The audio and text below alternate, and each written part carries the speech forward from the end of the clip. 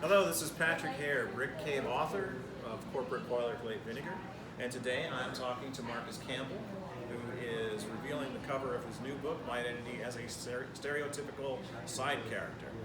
And so, Marcus, why don't you tell us about the book? Absolutely. So it took me a while to actually get this book together and actually get it, kind of published. Bob and I have been working on it for a while. COVID delayed it a little bit. It delayed our working process. It delayed the shipping, kind of everything about it. But the cover, you should definitely check it out on brickcave.media.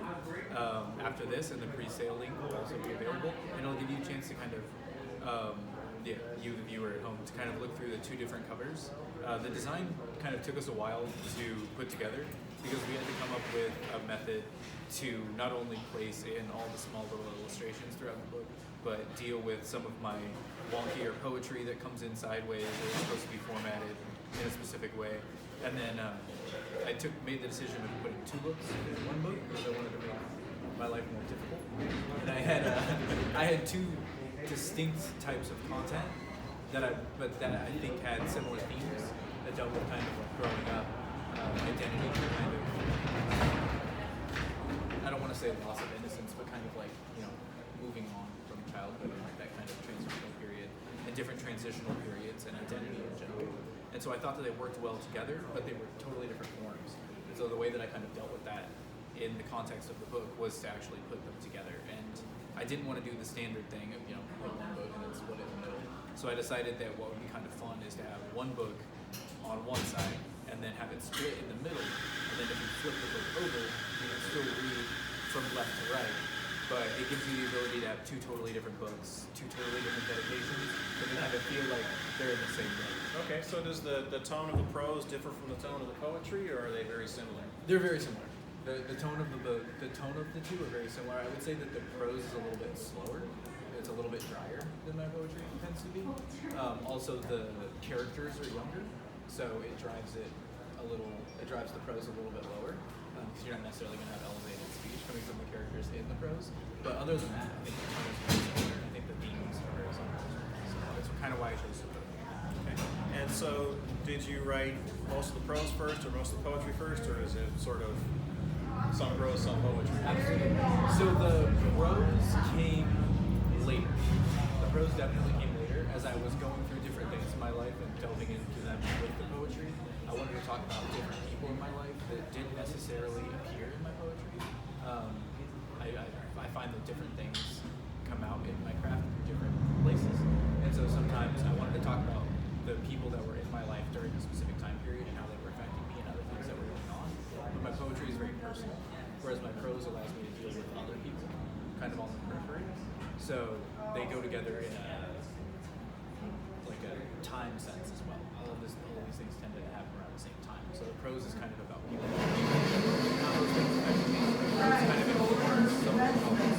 Like things about, my mother's cancer diagnosis. So I have poems in here about my mother dealing with breast cancer and dealing with that on my end, and like having difficulties with watching her mother die. And then the prose kind of deals with the other people in these situations, they kind of inform each other. So how long did it take you to put all the poetry together and the prose? Not to put it together, mostly to write it. Yeah, the actual writing of it, a lot of it occurred while I was at Mesa College. And it took about 2 years to put all the writing together. And then it took Bob and I probably about a year to deal with all the details of the book. One, it being my first book, and two, with me being a little overly ambitious and annoying about the manuscript itself. So that took about a year, and then COVID delayed it about a year. So probably about a year and a half. So it took a while to get it together, but it also contains a lot of everything that I really liked from a lot of my early writing too. So aside from the things that I've had published aside from the things that I've had published elsewhere, it contains a lot of my favorite work, and I found a way to make it all work thematically together, which is really cool, and it's really exciting. Okay. And have you found have you presented or performed a lot of this work in local venues, or have you?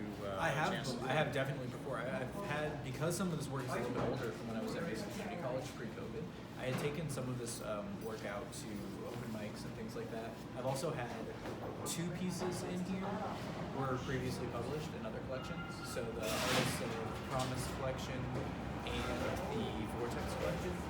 So the two of my favorite pieces, including the title piece. The title piece was published in the Artists of Promise little publication. So I've had the chance to be published elsewhere, kind of read elsewhere. But with COVID coming back, I'm kind of excited to read again. Okay. Well, the book is going to be available on brickcave.media. It is, I love it. It's like if you ever saw 6 Degrees of Separation with Will Smith, they had a Kandinsky painting that was painted on both sides, so it sort of had the idea of the duality of the character. Exactly. Yeah, and that's kind of what that's exactly what I was going for. The duality of the character itself, the duality of the content, right? With one being poetry and one being prose. The black and white duality of the poetry, and then some of the poetry also deals with racial themes as well. And some we were talking about when was some of the poetry written. Some of it was also written during a lot of the tensions during the early COVID, during the early COVID lockdown. So there's some and some of the kind of civil unrest and racial unrest. So it also deals with some of those themes. So the black and white duality also has a context within the work.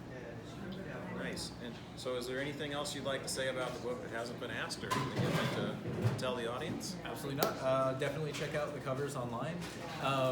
Hopefully I can get out into the public, come out to Jarrod's, get out around Mesa, get out around Arizona, and start reading the book to you and start showing it to you, because it's really different once you see it.